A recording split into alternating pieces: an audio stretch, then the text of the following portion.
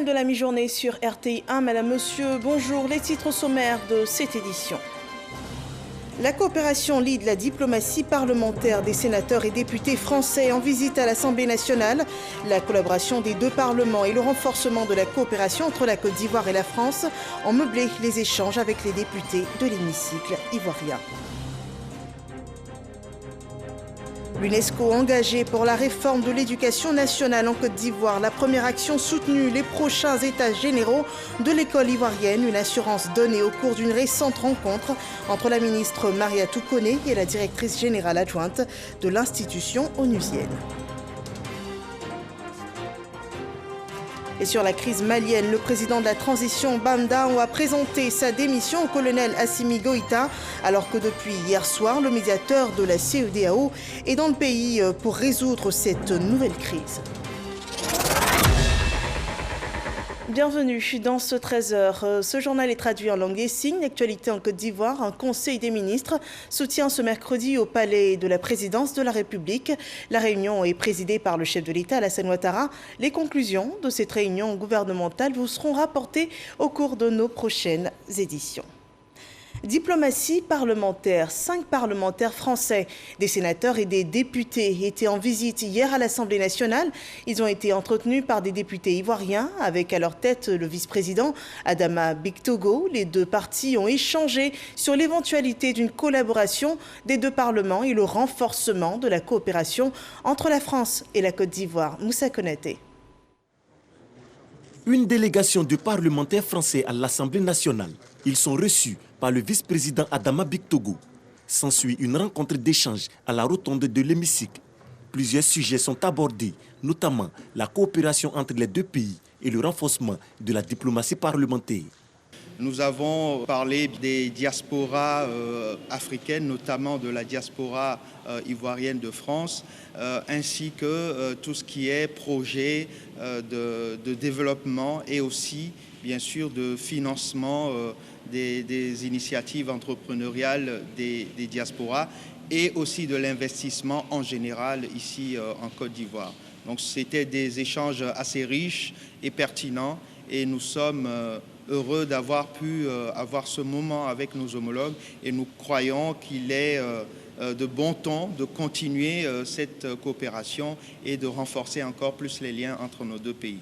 Nous avons aujourd'hui une assemblée qui traduit l'expression de toutes les sensibilités politiques et que cette assemblée se veut le creuset de toutes les réflexions pour le bien-être de la Côte d'Ivoire. Nous avons échangé sur les actes posés par le président Alassane Ouattara qui a permis donc d'apaiser le climat et saluer aussi le sens de la responsabilité de la classe politique, de l'opposition qui a aussi fait des concessions pour qu'ensemble nous allions non seulement à une réconciliation forte, mais que nous renforcions la cohésion sociale. La délégation de parlementaires français est composée de 4 députés du groupe parlementaire La République En Marche et un sénateur du groupe parlementaire Les Républicains. Il y a aussi eu échange d'expériences avec les autorités burkinabées, cette fois en matière de réconciliation et de cohésion des peuples. Le ministre ivoirien de la Réconciliation nationale était en mission au pays des hommes intègres. Kwadio Konan-Bertin a été reçu en audience par le président Roch-Marc Christian Kaboré, suivant le compte-rendu de Eric Goré depuis Ouagadougou. Pour finir en beauté cette visite de travail qu'il a effectuée dans la capitale burkinabé, Kwadio Konan-Bertin a été reçu par le président du Faso, Roch Christian Kaboré. Le président du Faso l'a félicité pour cette initiative qui renforce davantage les liens entre le Burkina Faso et la Côte d'Ivoire. Kwadio Konan-Bertin à sa sortie d'audience. Je me devais donc de rendre visite au président du Faso, qui a donc accepté, avec ce grand honneur, de nous recevoir. Nous sommes donc venus lui faire nos civilités, lui adresser nos remerciements et également les salutations de son frère, le président ivoirien, son Excellence M. Alassane Ouattara. Séance de travail entre la délégation ivoirienne conduite par le ministre de la Réconciliation nationale de la Côte d'Ivoire, Kouadio Konan-Bertin et le médiateur du Faso, Saran Sérémé, pour comprendre le fonctionnement de cette institution dans la prévention des conflits. Kouadio Konan-Bertin a dit être allé s'abreuver. Nos deux institutions, nos deux structures travaillent sur la même matière, c'est-à-dire la réconciliation et puis la cohésion nationale. Donc, de toute évidence, nous sommes dans la logique de mutualiser nos intelligences déjà, nos efforts, nos démarches, nos initiatives, de façon à ce que la paix puisse régner à nouveau dans cette partie de l'Afrique. Nous sommes dans des relations très fusionnelles et nous prions Dieu que cette grâce puisse continuer à guider les différentes autorités des deux pays frères, que nous puissions toujours agir pour la cohésion et le bien-être de nos populations, que nous puissions transcender toutes les limites. Un séjour fructueux pour celui qui est en charge la réconciliation nationale, couronné par cette audience que lui a accordée le président du Faso. Et sur le sol ivoirien, la cohésion et la paix se construisent. Ces deux notions sont facteurs de développement. À Didiéville, les acteurs sociaux politiques locaux se sont engagés à les promouvoir. Une charte de bonne conduite a même été signée à cette occasion. Kouadio Kwame. Signature d'une charte de bonne conduite par l'administration publique. Les acteurs politiques, les leaders d'opinion, les organisations de jeunesse, les femmes et les représentants de la chefferie. Nous sommes au terme de la journée pour la paix, la cohésion sociale et le développement à Molo-Noublé, département de Didiéville. Il s'agit d'agir individuellement et collectivement à l'effet de prôner et promouvoir l'apaisement, la cohésion et la protection des composantes des couches fragiles de la population afin de préserver l'équilibre social, facteur de développement et de progrès pour tous. Créer un cadre permanent de dialogue entre toutes les composantes de la société, d'élaborer un code de bonne conduite et feuille de route pour la réduction des sources de violence. Enfin, promouvoir des comportements citoyens à tous les niveaux de richesse sociale et mutualiser nos efforts afin de créer des conditions propices à l'épanouissement individuel et collectif des résidents de notre circonscription administrative. En effet, depuis quelques années, il y a fracture sociale due à la politique dont l'amplitude s'étend jusqu'à nos villages. Il est nécessaire d'inviter tous les participants à adhérer au code de bonne conduite qui contient les principes à intérioriser et à véhiculer en vue d'une marche harmonieuse de la société et la gestion pacifique de nos différends. Des travaux en atelier, il ressort des recommandations dont la contribution des acteurs sociopolitiques locaux à l'avènement d'un climat de paix, facteur de développement et de prospérité pour tous. La sous-préfecture de Molo-Noublé a subi de gros dégâts et des pertes en vies humaines depuis 2002. Le recul prononcé, voire la stagnation de la vie économique et la paupérisation des masses rurales.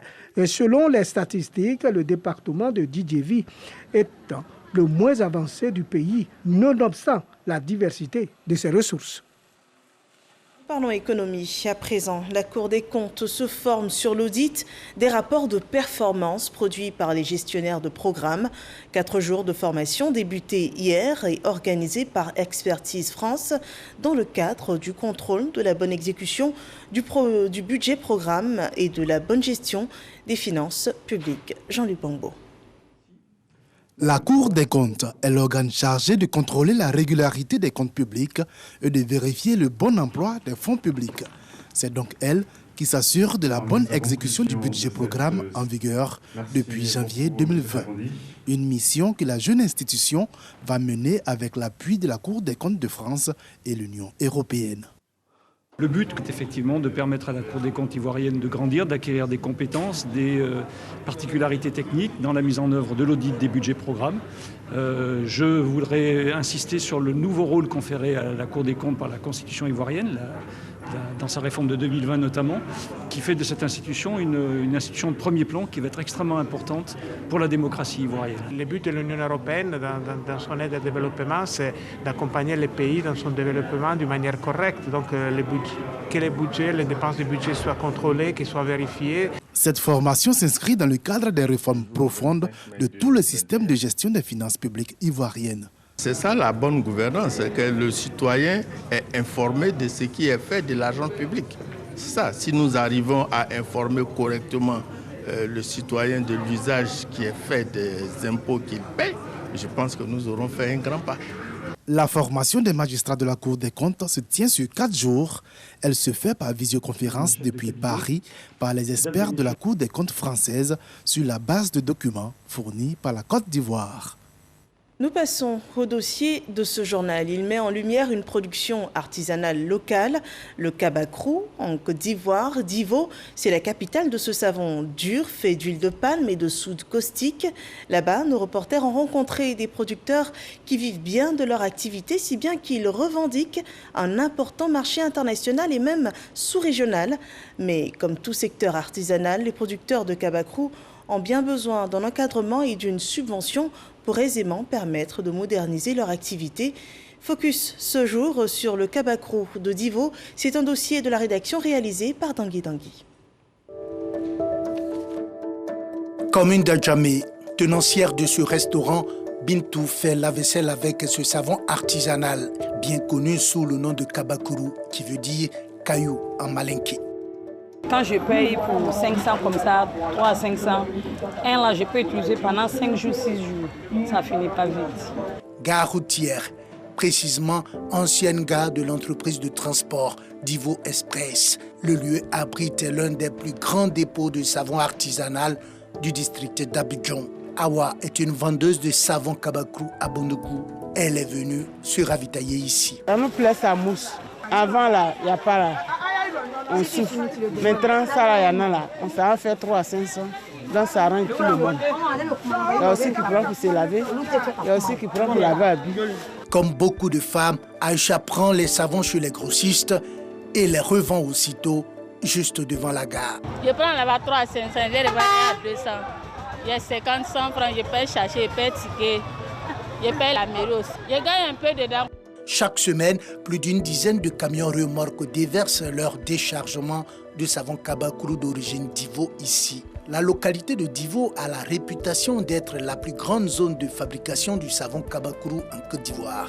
Toujours sur la piste de la filière de ce savon artisanal, nous mettons le cap sur la capitale du Lodjibois, Divo, chef-lieu de la région du Lodjibois. Localité bien connue pour ses nombreuses unités de fabrication du savon Kabakrou. Bienvenue sur ce site de fabrication. À la sortie de la ville, vers la Kota, c'est le calme plat. Mais pourquoi? Après la fête du Ramadan, il faut attendre parfois plusieurs jours pour que l'activité atteigne sa vitesse de croisière, nous répondons. Diabaté travaille ici depuis 2 ans. Elle se prépare à commencer la fabrication.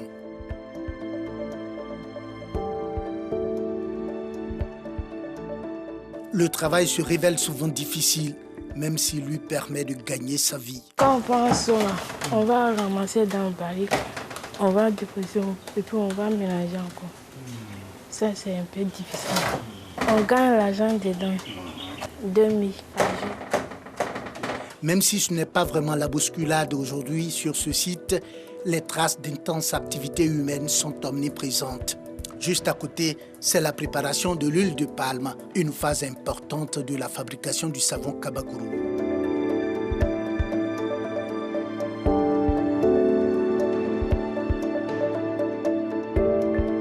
À l'autre bout de la ville, au quartier Dialogue 2, plusieurs sites de fabrication du savon Kabakrou sont ouverts, mais ne fonctionnent pas à plein régime.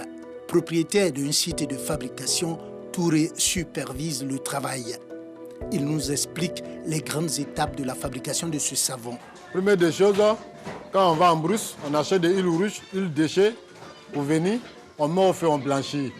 On attend 3 jours après, et qu'on a la suite, qu'on met dans l'eau, ça aussi ça fait 3 jours. Maintenant quand on met dedans, 3 jours après, 4e jour, on commence, on vient ramasser l'huile, on enlève ça au feu. Là, ça trouve que déjà, c'est déjà froid. Maintenant, on appelle nos jeunes sœurs qui sont là, qui ne font rien, et viennent taper. Il souligne la qualité des savons Kabakuru d'origine d'Ivo. Nos savons, c'est un bon produit. Le savon, moi, je me lave avec. Je n'ai pas de problème avec ça, parce que j'attends à d'autres que non, quand tu te laves avec Kabakuru, ça gâte le corps. Non, on a un grand marché en Côte d'Ivoire aujourd'hui, à Abidjan, à Djamé. On a un grand marché à Odjene. Nous avons rendez-vous avec le président de l'association des fabricants de savon Kabakuru de la ville. Il revendique près de 30 ans de métier et tient à mettre en relief l'impact économique de la production du Kabakuru sur la population locale. Aujourd'hui, à Divo ici, si à 100 coups à Divo, tu vas trouver que 99 fait savon Kabakuru. Même si toi tu ne fais pas, ta femme fait. Celui ne fait pas, son fils fait. Donc au grand jamais, il n'y a pas de coup à Divo aussi, qu'il n'y a pas quelqu'un qui ne met pas l'argent de savon Kabakuru, il n'y en a pas. À la délégation régionale de la Chambre des métiers du Côte d'Ivoire, on fait ce qu'on peut pour aider ces fabricants de savon artisanal. C'est ici cela a commencé. Donc dans la technique, le savoir-faire, ils l'ont. Donc partout, même le savon qui est fait de partout au Burkina, c'est fait, mais celui de Divo a une particularité. Nous avons essayé de mettre ces fabricants en association. La localité de Divo abrite plus de 70 unités de fabrication de savon Kabakuru, selon le président de l'association des fabricants du savon Kabakuru de la ville. Il plaide par ailleurs pour l'encadrement et le financement de ce secteur. Aujourd'hui, si on dit qu'on va nous aider au niveau des savons Kabakuru là, il faut 2 milliards. Si on a le 2 milliards, on paye beaucoup d'huile. On va créer autre chose dans le même savon là et puis on va avancer. Le savon Kabakuru de Divo revendique un marché national. Il est exporté dans des pays voisins tels que le Mali et le Burkina Faso. Reste maintenant à produire ce savon dans des conditions industrielles et respectueuses de l'environnement et de la santé humaine. Voilà, le marché du Kabakuru, voilà un secteur qui a besoin d'un petit coup de pouce pour être modernisé. Le Kabakuru, savon artisanal, résistant et économique qui peut très bien s'utiliser dans le cadre du respect des mesures barrières pour le lavage des mains recommandées dans la lutte anti-Covid. Et à ce propos, voyons le dernier bilan sanitaire du pays.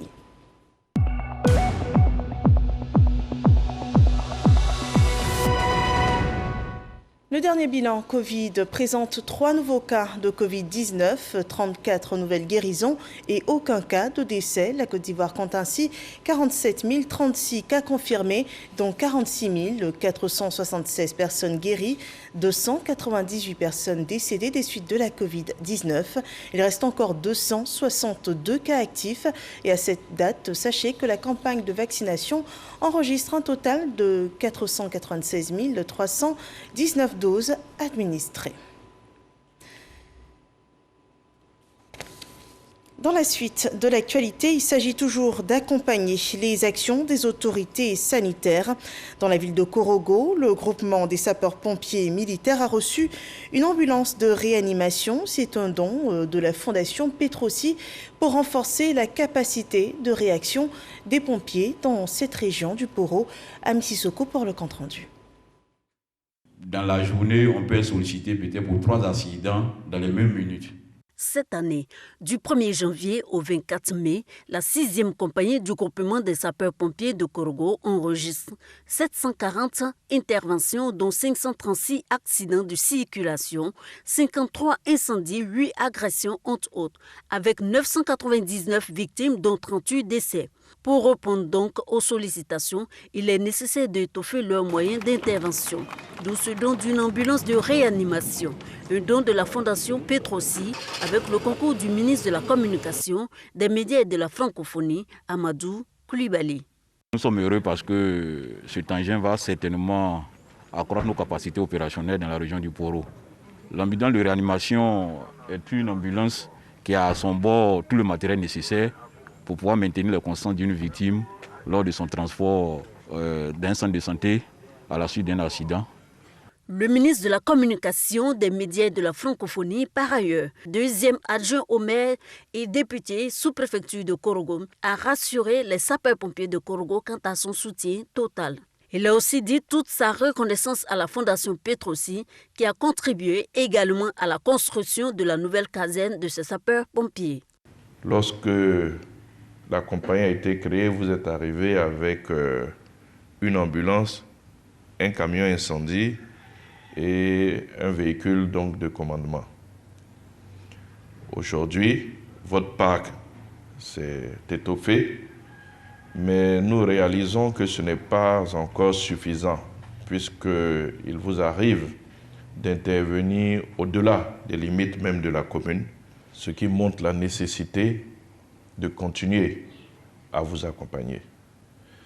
La 6e compagnie du GSPM de Korgo intervient dans toute la région du Poro et parfois jusqu'à Ferke, Wongolo et Bunziali pour prêter main forte aux pompiers civils. Leur doléance, encore des ambulances et des enjeux porteurs d'eau. La réforme du système éducatif, nous en parlions dans les titres. L'initiative pourra bénéficier de la contribution de l'UNESCO pour les prochains états généraux de l'école ivoirienne. C'est une assurance donnée au cours d'une récente rencontre entre la ministre Mariatou Koné et la directrice générale adjointe de l'UNESCO. Jean-Marc Djadji nous en dit davantage. États généraux de l'éducation et de l'alphabétisation.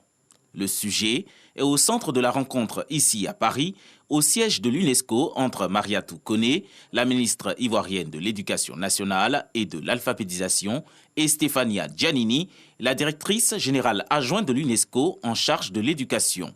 Aux autorités onusiennes, la ministre Mariatou Koné est venue exposer son projet d'amélioration des acquis de l'école ivoirienne par la tenue très prochaine de consultations populaires. C'est les assises de l'éducation nationale, c'est vrai, mais avec tous les acteurs, tous les partenaires sociaux, dans tous les compartiments, des assises qui devraient déboucher sur d'éventuelles réformes à court, moyen et long terme. Les États généraux de l'école ivoirienne, un projet qui cadre bien avec la vision de l'Organisation des Nations Unies pour l'éducation, la science et la culture. Je pense que mobiliser, comme la ministre veut faire au niveau des pays, tous les ressources qui peut nous aider à transformer l'éducation pour que l'éducation va transformer la société. C'est vraiment la chose juste à faire aujourd'hui. Et l'UNESCO est très prête à mettre en place tous les expertises techniques, tous les soutiens et l'assistance nécessaire. En plus des consultations par région, par district et des consultations en ligne, les États généraux de l'éducation prévus pour se tenir au mois de juillet 2021 vont comprendre plusieurs autres activités comme le renforcement des capacités. À cette rencontre parisienne, le volet alphabétisation a été aussi abordé entre les deux personnalités.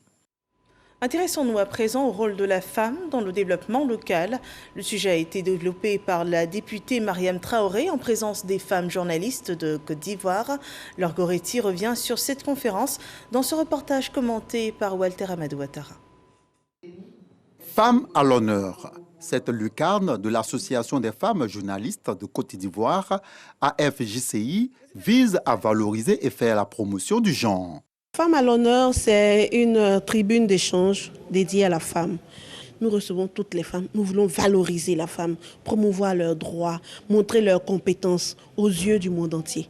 La tribune a reçu Mariam Traoré, députée de Tengrela. Femme leader, femme d'affaires et femme politique, mariée et mère de 2 enfants. Mariam Traoré est perçue par les organisateurs comme modèle de réussite et de femme participative au développement. La députée de la Nation s'est prêtée aux questions des journalistes. L'invité du jour a partagé son expérience. Quand une femme veut quelque chose, elle fait. Quand une femme a décidé d'accompagner, elle accompagne. Et il faut compter avec les femmes journalistes. Quand les femmes sont au devant de quelque chose, tout marche. Je suis fière d'être avec elles. Je suis venue, je me suis prêtée aux questions et ça s'est très bien passé. Pour la première fois, Femmes à l'honneur s'est déroulée en présentiel. Initiée par l'Association des femmes journalistes de Côte d'Ivoire, les précédentes éditions ont été faites en ligne. Toujours dans le domaine de la presse et des médias, l'AIP développe son réseau dans les régions de Côte d'Ivoire et forme ses représentants. Du matériel audiovisuel a été remis à ses bureaux. Noël Dagnogo et Godefroy Okambawa nous en parlent. 18 caméras, 15 appareils photo numériques, 32 dictaphones et du matériel de diffusion. C'est le don fait par Amadou Koulibaly, ministre de la Communication, des médias et de la francophonie, à l'AIP, l'agence ivoirienne de presse. La tutelle renforce ainsi les capacités de la structure afin de lui permettre d'assurer ses missions. Notre grand défi est d'être une agence de presse transversale et globale qui propose un ensemble de produits et de techniques permettant l'utilisation simultanée et interactive des différents modes de représentation de l'information, à savoir les textes, le son, les images fixes et les vidéos. Dans un contexte où les fausses informations sont légion, le travail du journaliste devient complexe. Selon le représentant du ministre, il faut une réponse efficace à ce phénomène qui prend de l'ampleur. Il y a de cela quelque temps, monsieur le ministre, Amadou Koulibaly était des vôtres. Il a pu se rendre compte des difficultés des conditions de travail des agents et s'est engagé dans la mesure de ses capacités à œuvrer à l'amélioration de vos conditions de travail. Avant la réception de ces matériels, les 17 chefs de bureaux régionaux ont été formés à l'utilisation et à la maintenance des équipements qu'ils viennent de recevoir. Tout ce qui est formation visuelle, vidéo, était, j'allais dire, une situation que nous ne maîtrisions pas totalement. C'est vrai que nous sommes formés pour être des journalistes en presse, mais avoir l'atout de la vidéo, de la photo, c'était vraiment nécessaire. L'acquisition de ces matériels constitue un nouveau défi pour l'AIP qui célèbre le 2 juin prochain ses 60 ans d'existence. L'actualité hors de nos frontières au Mali. Le président de la transition a présenté ce matin sa démission au colonel Assimi Goïta alors que la diplomatie est à l'œuvre dans ce pays. Le médiateur de la CEDEAO, Goodluck Jonathan, est depuis hier à Bamako pour tenter de résoudre cette nouvelle crise. Et une rencontre avec les responsables déchus de la transition avait même été annoncée. Suivons l'analyse d'Alexis Ouedraogo. Tout commence en début de semaine au Mali. Le président et son premier ministre de transition sont arrêtés par des militaires. Un coup de force, 9 mois après le putsch vivement condamné par la communauté internationale. Nous avons condamné avec la plus grande fermeté, en lien avec l'Union africaine et la CEDEAO, l'arrestation du président de la transition, de son premier ministre et de leurs collaborateurs. Ce qui a été conduit par, à nouveau, les militaires putschistes est un coup d'État dans le coup d'État inacceptable qui appelle notre condamnation immédiate. Après avoir passé la nuit dans le camp militaire de Kati, le président Bandao et son premier ministre sont déchargés de leurs prérogatives. Le colonel Assimi Goïta les accuse d'avoir enfreint la charte de la transition. C'est le 12 septembre dernier que le chef de la junte militaire adopte une charte de transition. Dans le détail, elle indique que le chef de l'État par intérim peut être un civil ou un militaire et fixe à 18 mois la durée de la transition qui devrait être suivie d'élections. Dans la foulée, Bandao, retraité de l'armée, devient président pour une période de 18 mois. Il nomme un gouvernement de 25 membres dans lequel les militaires obtiennent les postes clés. Mokhtar, un diplomate de carrière, est nommé lui Premier ministre, un acte salué alors par la CEDEAO. Le 15 avril, le calendrier électoral est dévoilé. Les premiers tours de la présidentielle et des législatives sont fixés au 27 février 2022. Un double scrutin inscrit dans le cadre du strict respect de la transition. Mais voilà, contre toute attente, le 24 mai, quelques heures après avoir formé un nouveau gouvernement, le président Bandao et son premier ministre sont arrêtés, accusés de tentative de sabotage. Le médiateur de la CEDEAO, Goodluck Jonathan, est arrivé à Bamako pour tenter de débloquer la situation. Aussitôt arrivé, les discussions sont entamées entre lui et les représentants de la junte. En plus des entretiens avec les organisations de la société civile, des représentants des chancelleries, une visite au président Bandao est prévue. Toujours détenu à Kati, sa volonté de rester ou d'abandonner le pouvoir devrait déterminer la suite des discussions pour une sortie de crise. Le Conseil de sécurité des Nations Unies doit se réunir ce mercredi dans la soirée. Voilà la revue de cette nouvelle crise malienne en Côte d'Ivoire. Un conseil des ministres, on le rappelle, se tient ce mercredi au palais de la présidence de la République. Une réunion présidée par le chef de l'État Alassane Ouattara. Les conclusions de cette rencontre gouvernementale vous seront rapportées au cours de nos prochaines éditions. C'est ainsi que s'achève ce point d'information. Merci de l'avoir suivi. Prochain rendez-vous de l'actualité sur RTI 1, c'est à 15h. Excellent après-midi sur RTI 1.